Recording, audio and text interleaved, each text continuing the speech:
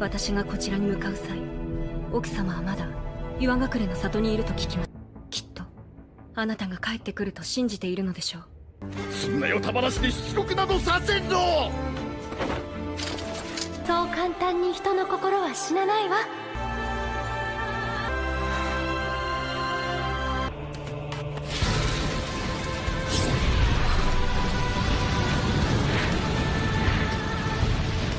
民法非暴死。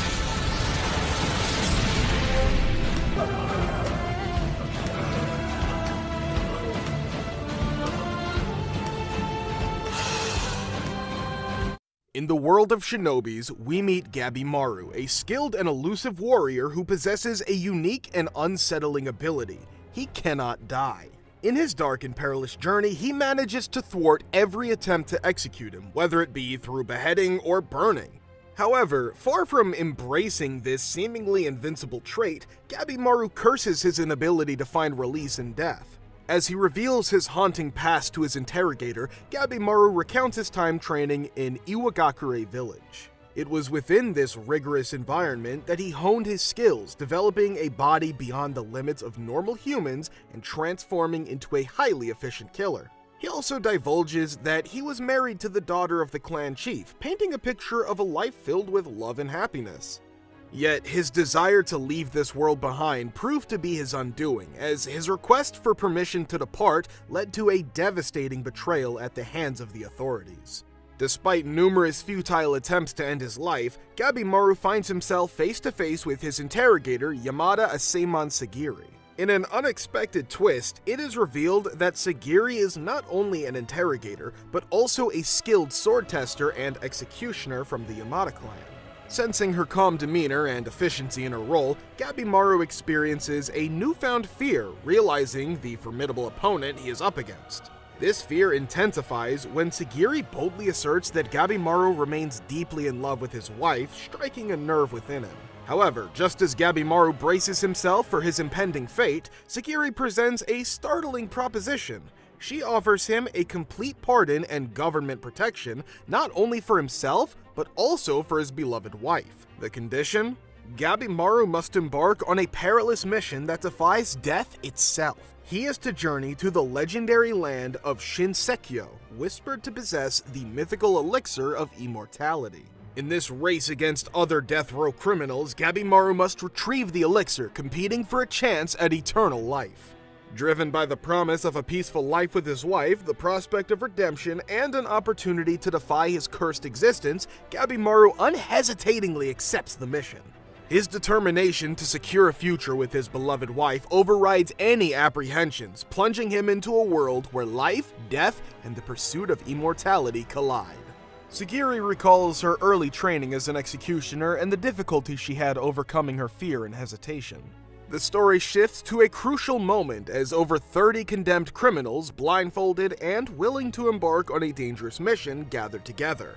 They receive their instructions from the 11th Seitai Shogun, Nariyoshi Tokugawa. To demonstrate the grave dangers they must face, the criminals witness an officer who has returned from a previous expedition but has been transformed, with flowers mysteriously blooming from his body. Each criminal is assigned a Yamada Asemon as their companion for the mission.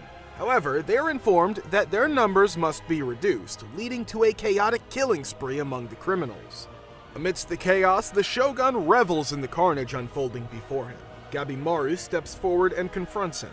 He questions the brutality of the selection process, suggesting that there must be a better way to choose the participants for the mission. In response, the Shogun's head guard offers a coveted spot on the mission to anyone who can kill Gabimaru. Reluctantly, Gabimaru is forced to fight for his life, using his tied-up hands to brutally eliminate his attackers. As the names of the 10 prisoners chosen for the mission are announced, including Gabimaru's, Sagiri has a profound realization. She understands that her struggle is not solely about overcoming the fear of taking lives, but rather accepting the tremendous burden of responsibility for the lives she must end. This realization highlights the moral dilemma Sagiri faces as an executioner, grappling with the weight of her actions and the toll they take on her conscience. This scene delves into the complex themes of morality, the cost of taking lives, and the personal struggles of Sagiri and Gabimaru. It raises questions about the ethics of the mission and the inherent challenges faced by those tasked with executing justice. Through these characters' experiences, we explore the inner turmoil and conflicts that arise in the face of life and death decisions, adding depth to the narrative and provoking thought-provoking discussions about the nature of responsibility and the consequences of one's actions. In this pivotal moment, Gabimaru's belief in the existence of the elixir of immortality, Tokijiku no Kaganomi, is reinforced when he witnesses the chief of Iwagakure surviving fatal injuries. This sighting fuels his determination to find the elixir. As Gabimaru and Sagiri arrive at the shore of their destination, he expresses his uncertainty about whether the elixir is truly located in this place. Suddenly, their tranquility is shattered as they come under attack from Twisted Keiun, a condemned criminal known for his mastery of weapons. Accompanying Keiun is Yamada Asaemon Kisho. Despite being restrained with his hands tied, Gabimaru skillfully survives Keiun's onslaught and turns the tables, brutally killing him with his own weapons. Sagiri, who initially insisted on Gabimaru's hands being tied, witnesses his unwavering determination and prowess in combat. As Kisho retrieves Keiun's severed head and prepares to return to the boat, he shares a grim prediction with Sagiri. He reveals that the condemned criminals have already begun eliminating each other, implying that only a few will survive. However, this ruthless competition will only result in Iwagakure sending a new group of criminals in their place. This revelation adds a layer of brutality and desperation to the mission, highlighting the harsh reality faced by the participants. After Kisho's departure, Gabimaru makes a shocking move. He attacks Sagiri with a sword, intending to eliminate any obstacles in his quest for the elixir. However, despite his resolve, Gabimaru finds himself unable to deliver the killing blow.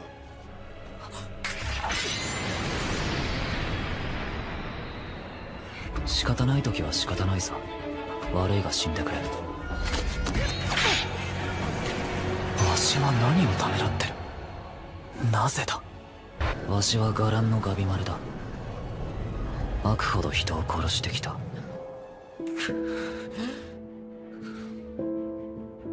なぜだ。どうしてためらう。何も感じないはずだろう。そうだった。この男はずっと今と同じ顔を何かに耐えるような目をしていた。 In a moment of clarity, both Gabimaru and Sagiri come to a profound realization. They understand that Gabimaru's refusal to become emotionless and hollow, fueled by his love for his wife, is not a weakness but a strength. Accepting and embracing his emotions allows him to retain his humanity and grants him the capacity for compassion and empathy. Meanwhile, another condemned criminal, Tamiya Gantetsusai, encounters a bizarre and unsettling phenomenon. He is stung by a butterfly with a human face, causing his left hand to wither and sprout flowers. Gantetsusai's encounter with this mysterious creature foreshadows the impending confrontation with strange monsters and the bizarre creatures that surround both him and Gabimaru. Gantetsusai reveals to his companion, Yamada Asaemon Fuchi, the reason behind his death sentence. Motivated by his desire to simply search for the elixir, Gantetsusai sets out to eliminate the other criminals participating in the mission. Meanwhile, Gabimaru and Sagiri find themselves in a perilous situation as they encounter a variety of enormous and fantastical creatures with Buddha-like features. The danger escalates when one of these creatures attacks and injures Gabimaru. Realizing they are surrounded by numerous opponents with unknown abilities, Gabimaru throws caution to the wind and relies solely on his instincts for survival. He engages in a fierce battle, destroying most of the creatures and unexpectedly protecting Sagiri in the process. Just as the situation intensifies, Yamada Asaemon Genji arrives on the scene, accompanied by Yamada Asaemon Senta and the ninja criminal Yuzuriha. Genji, now separated from his original charge, joins forces with Gabimaru to confront the remaining opponents. Yuzuriha offers her assistance, having gathered valuable information on the creatures by experimenting on Muromakia, the apostate, before she killed him. During their conversation, Sagiri suddenly loses consciousness and collapses, adding a sense of urgency and concern to the already chaotic situation. Meanwhile, another group of individuals, Aza Chobe and his younger brother Yamada Asaemon Toma, face a similar horde of monsters. At first, Aza feels in control of the situation, but as the battle unfolds, he is wounded and Toma is captured. Fueled by a surge of uncontrollable rage, Aza enters a berserker state and mercilessly cuts the monsters to pieces. Sagiri wakes up to find they have moved away from the butterflies, whose poisonous scales caused her to faint. Gabimaru informs the others that during his exploration alone, he made a startling discovery. Many of the plants on the island were once samurai who were sent by the Shogun. Senta also contributes to the group's knowledge by sharing what he has learned since their arrival.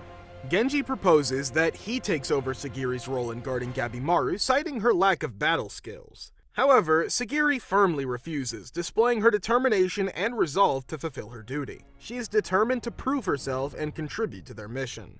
Meanwhile, Yamada Iseman Tenza and the criminal Nurugai attempt to leave the island by boat. Their escape is thwarted when they encounter a graveyard of samurai ships. As they try to navigate through the wrecks, they are attacked by monsters.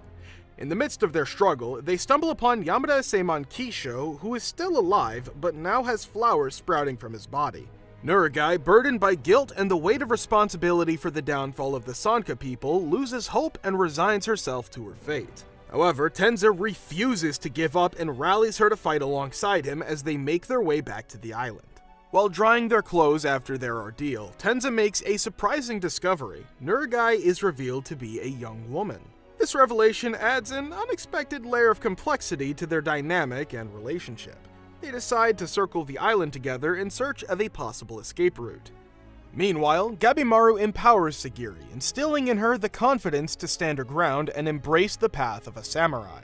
This clashes with Genji's perspective, who insists that Sagiri should conform to traditional gender roles as a wife and mother. The contrasting viewpoints highlight the struggle between societal expectations and personal aspirations. Suddenly, Rokuroda, known as the Giant of Bison, emerges and launches a vicious attack. He mercilessly tears a large piece out of Genji's body, adding a shocking and intense moment to the unfolding events. In this part of the story, Genji sustains a fatal wound during their confrontation with Rokuroda. Despite his dire condition, he urges Sagiri to flee, sacrificing himself to save her. Just as Rokuroda is about to launch a devastating attack on Sagiri, Gabimaru comes to her rescue, stepping in to protect her. Gabimaru attempts to analyze Rokuroda's abilities, searching for any weakness he can exploit. However, he finds that Rokuroda appears to have no discernible vulnerabilities. In the midst of the intense battle, Genji, on the brink of death, recognizes Sagiri's unique position. She embodies a balance between heart and reason, weakness and strength. As his final act, he entrusts her with his blade, recognizing her potential and the importance of her role. Sagiri, armed with Genji's blade, manages to slice off one of Rokuroda's fingers, displaying her growing skill and determination. However, despite their combined efforts, Gabimaru and Sagiri find themselves completely overwhelmed by Rokuroda's overwhelming power. In a desperate move, Gabimaru unleashes his Ninpo aesthetic blade mode techniques, conjuring balls of flame to attack Rokuroda. The resulting fire engulfs the jungle, filling the air with thick smoke that deprives Rokuroda of oxygen. Weakened by the lack of air, Rokuroda collapses to his knees, providing an opportunity for Sagiri to deliver a decisive blow by decapitating him. The raging fire and the commotion of the battle attract the attention of the island's other giant monsters, posing a new threat to Gabimaru and Sagiri. In order to escape the inferno and the approaching creatures, they make their way in the direction from which the monsters came. Both Gabimaru and Sagiri recognize the urgency of finding the elixir of immortality. They understand that the sooner they obtain it, the more lives they can save, and the closer they will be to leaving the treacherous island. Along their journey, they reunite with Senta and Yuzuriha, forming a small group that continues to navigate the challenges of the island together. Their perseverance leads them to a village, providing a temporary respite from the dangers that surround them. Meanwhile, as Azachobe and his younger brother Toma fight off the monsters that attack them, they stumble upon a peculiar scene in the jungle. They come across two naked, androgynous individuals locked in an intimate embrace, sharing a passionate kiss amidst the chaotic backdrop of the island. Aza and Toma find themselves confronted by two Tensen, divine beings who view humans as intruders on the island. The tension rises as Aza and Toma face off against these powerful entities. Meanwhile, Gabimaru's group encounters a mysterious young girl. Intrigued, Gabimaru chases after her, only to discover her formidable abilities and her protector, a towering wooden creature. In a fierce battle, Gabimaru and Yuzuriha manage to defeat both the girl and the wooden entity. To their surprise, the defeated wooden being offers to guide them to a nearby village. Following the creature's lead, Gabimaru's group reaches the village where they encounter Hoko, the wooden being, and a young companion named Mei. Hoko kindly welcomes them and offers them fruit. He reveals that the village is called Kotaku and is situated on the island of Shinseikyo.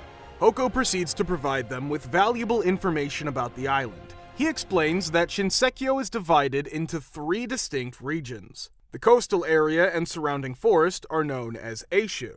The village they are currently in is located in Hojo. The central region enveloped in mist is called Harai, and it is where the coveted elixir known as Tan can be found. Hoko reveals that the Harai region is inhabited by godlike beings called Tenzin who possess immortality. Meanwhile, Aza and Toma face a formidable challenge as they encounter the 2 lovers who are Tenzin.